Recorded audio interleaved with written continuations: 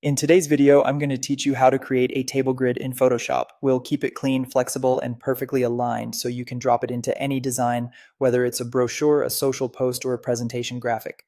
We'll start by laying out guides. Open the View menu and choose New Guide Layout. In the dialog, enter the number of rows and columns you want for your table. This is your blueprint. It tells Photoshop exactly where each cell should sit.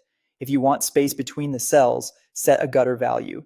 Gutters create consistent spacing so your grid never feels cramped. If you prefer a seamless table with shared borders, leave the gutters at 0. When everything looks right in the preview, click OK and your canvas will show a precise grid of guides. Next, turn those guides into actual table lines.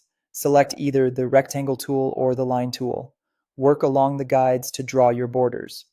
With the line tool, keep strokes crisp by setting the weight to your preferred thickness and holding Shift for straight horizontal or vertical lines. If you use the rectangle tool, draw long rectangles to act as borders or full cell shapes if you want filled areas. Align each shape to the guides. Snapping and smart guides will help you hit those lines accurately. Pick a stroke color that contrasts with your background and set the stroke alignment to center or inside for the cleanest edges.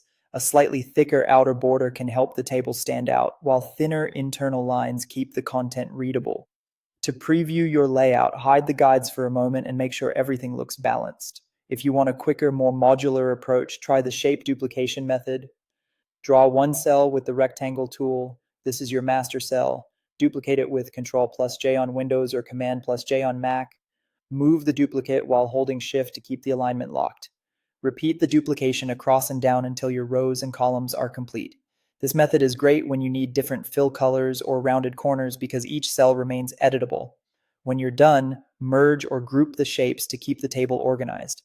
Grouping lets you resize or reposition the entire table at once, while merging turns separate shapes into a single layer for simpler management. And that's it. If you found this tutorial helpful, don't forget to like this video and subscribe to my channel for more Photoshop tips and tutorials.